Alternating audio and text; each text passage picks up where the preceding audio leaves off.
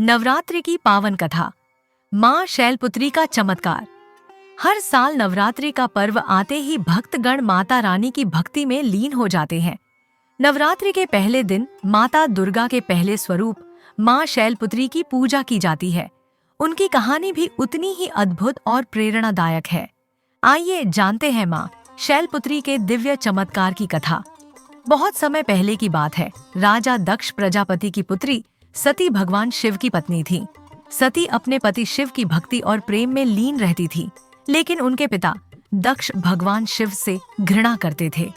एक दिन दक्ष ने एक भव्य यज्ञ का आयोजन किया, जिसमें सभी देवताओं को आमंत्रित किया गया, लेकिन भगवान शिव को नहीं। सती जब इस अपमान को सहन नहीं कर पाईं, तो उन्होंने उसी यज्ञ में अपने प्राण त्याग दिए। सती के आत्मदाह के बाद भगवान शिव अत्यंत क्रोधित हो गए और उन्होंने अपने गणों को भेजकर दक्ष यज्ञ का विध्वंस कर दिया। सती का पुनर्जन्म राजा हिमालय के घर हुआ। इस जन्म में वे शैलपुत्री, पर्वत की पुत्री कहलाईं। उनका बचपन अद्भुत था।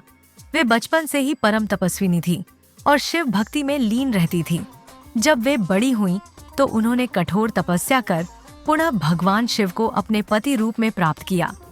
मां शैलपुत्री के इस अवतार से हमें यह सीख मिलती है कि समर्पण और भक्ति से असंभव को भी संभव बनाया जा सकता है। एक गांव में एक गरीब किसान परिवार रहता था। उसके घर में कई परेशानियां थीं। खेत में फसल सूख रही थी, परिवार में बीमारियां लगी रहती थीं और आर्थिक स्थिति भी दयनीय थी।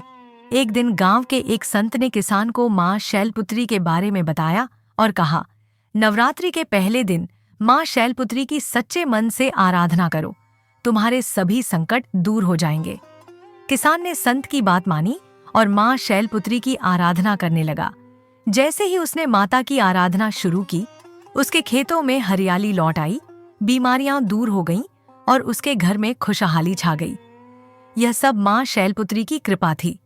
इस चमत्कार को देखकर पूरा गांव उनकी भक्ति करने लगा और नवरात्रि के पहले दिन मां शैलपुत्री की पूजा करने की परंपरा बना ली। मां शैलपुत्री हमें यह सिखाती हैं कि धैर्य, भक्ति और श्रद्धा से जीवन की हर कठिनाई दूर की जा सकती है। यदि हम सच्चे मन से उनकी आराधना करें, तो मां अपने भक्तों की हर परेशानी का निवारण करती है। तो इस नवरात्रि मां शैलपुत्री की पूजा करें और उनकी कृपा से अपने जीवन को सुख समृद्धि से भर दें। जय माता दी। ओम ओम।